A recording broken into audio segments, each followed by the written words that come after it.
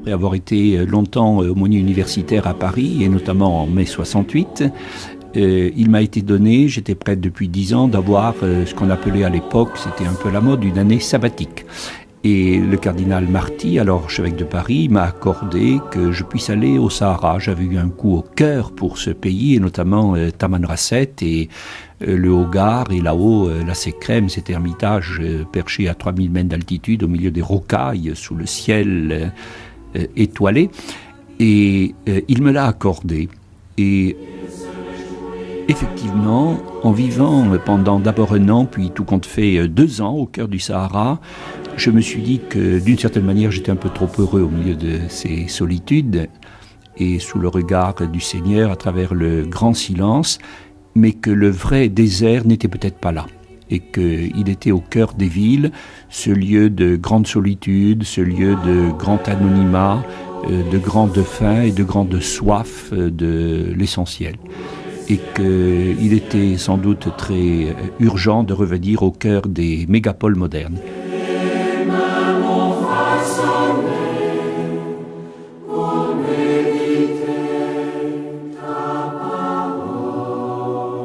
Charles de Foucault nous dit qu'il faut passer à travers le désert. Vois, Dieu sublime par sa force, et quel maître lui comparer, qui lui a indiqué la voie à suivre, qui oserait lui dire, tu es injuste. Songe plutôt à magnifier son œuvre, que l'homme a célébré par les chants. C'est un spectacle offert à tous, à distance l'homme la regarde. Vous savez, le peuple biblique a été formé à travers son expérience du désert. Jésus est passé au désert et nombre de pères nous disent combien le passage au désert est nécessaire. Et dans la vie de tout homme, il y a toujours un désert. C'est un moment d'épreuve, un moment de dépouillement, un moment de vérification un petit peu de l'essentiel.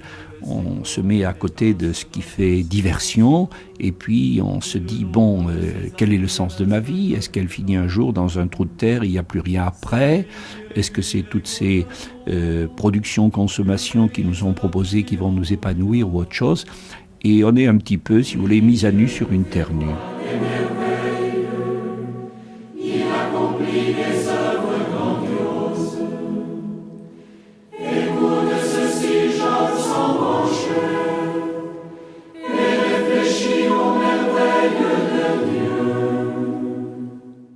Je crois que ça m'a permis de tourner la page par rapport à une vie que j'aimais beaucoup et que j'aime toujours et que je respecte énormément. Parce que je voulais une vie où on puisse vraiment partager davantage la vie commune, l'écoute mutuelle, la prière régulière, un certain nombre d'exigences.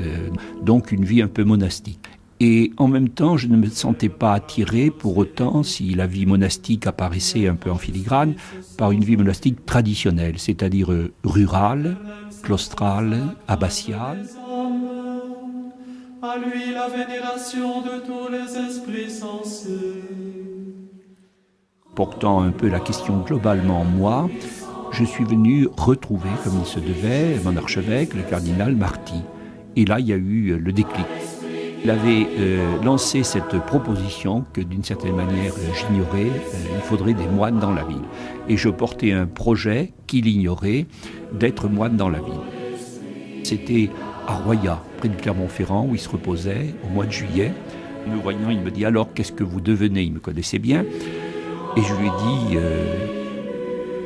« J'aimerais être moine dans la ville, mais je me demande si c'est réalisable. » Il m'a regardé avec un air très étonné. J'ai senti qu'il pensait à quelque chose de très sérieux. Et d'emblée, il me dit « C'est d'accord ».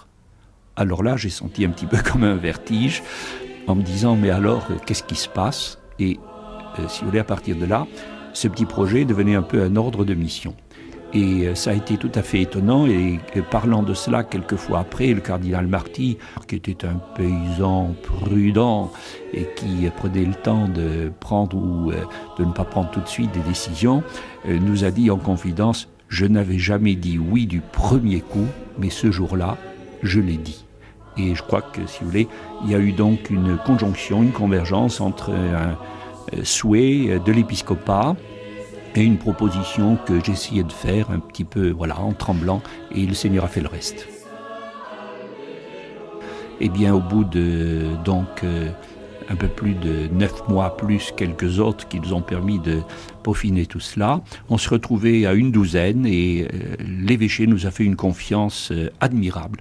On nous a donné une église, Saint-Gervais, qui n'était pas encore tout à fait ravalée et aussi embellie qu'elle l'est aujourd'hui. Depuis 25 ans, il y a beaucoup de travail qui a été fait, mais qui était quand même bien située au cœur de Paris, vous voyez, au cœur d'un ensemble avec les quais, Beaubourg, les Halles, le Marais, près de Notre-Dame. Donc c'était quand même une église merveilleusement située et puis une très belle architecture. Le presbytère attenant. Et puis la confiance qui était faite. Et alors on est parti, voilà, comme des jeunes fous.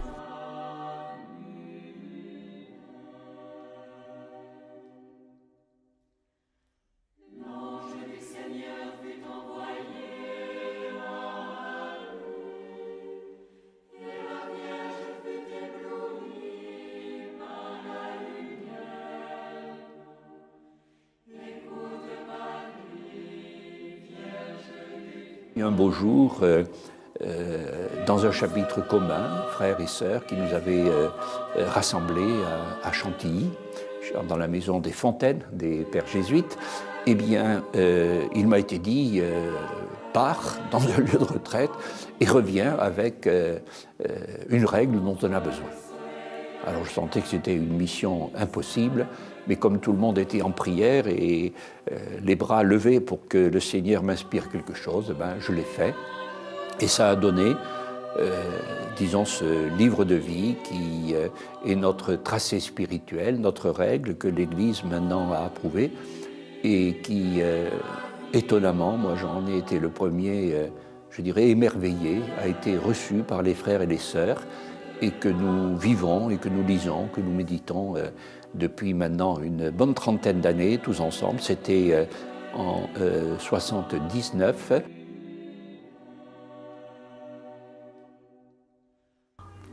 On ne peut pas être moine tout seul, mais on est moine pour être seul. Ce qu'est un moine, personne ne le sait exactement, c'est ce qui est intéressant. Dans le droit canon, il n'y a aucune définition du moine. Donc la porte est ouverte. Mais cependant, on sait que c'est quelqu'un, je vais dire deux mots si vous voulez, un grec et un latin, qui est monos, c'est-à-dire qui est seul, en face du seul, c'est-à-dire du Dieu unique. Et puis qui est unus, c'est-à-dire qui est unifié en face de Dieu qui également est un. Et puis qui essaie de vivre, bien sûr, avec une dominante de vie communautaire, fraternelle, avec une orientation à la prière personnelle et liturgique, et nous disons depuis saint Thomas d'Aquin, en s'engageant dans des vœux de chasteté, pauvreté, obéissance, etc. Et quand je regarde Jésus, je m'aperçois qu'il est seul, en face du seul. Il est en cœur à cœur avec le Père. Et il est parfaitement unifié dans son être, âme, corps, esprit et cœur. Et c'est l'être vraiment le plus en seul à seul avec Dieu, pour être en communion avec tous, et le plus unifié en lui-même, pour nous appeler tous à l'unité.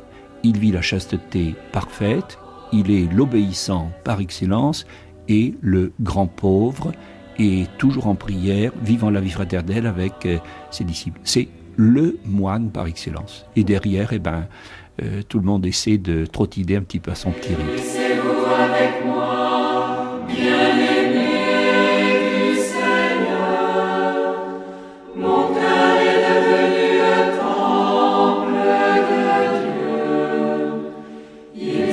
penché sur son humble servante. Il a fait de mon sein la porte du ciel. En moi il a pris chair. Il y a un idéal qui nous est proposé à tous, et vous savez, c'est Don Grammont qui disait ça, et je le rejoins très bien, l'ancien abbé du Bec et Loing. On est tous moines un jour ou l'autre dans sa vie, ne serait-ce qu'au dernier jour. Ce jour-là, on est seul, en face du seul, et pour être parfaitement unifié en Dieu. Et l'idéal de la vie monastique, c'est tout simplement l'idéal évangélique, c'est l'idéal baptismal qu'on essaie de prendre un peu au sérieux et de mener jusqu'au bout. Tout le monde est appelé à une vie de prière et une vie de charité, à vivre, quel que soit son état de vie, dans une vie de chasteté, d'obéissance à l'Église et à ce que le Seigneur nous demande, et puis en même temps d'une certaine pauvreté, dans une certaine forme de simplicité de vie et pas de gaspillage.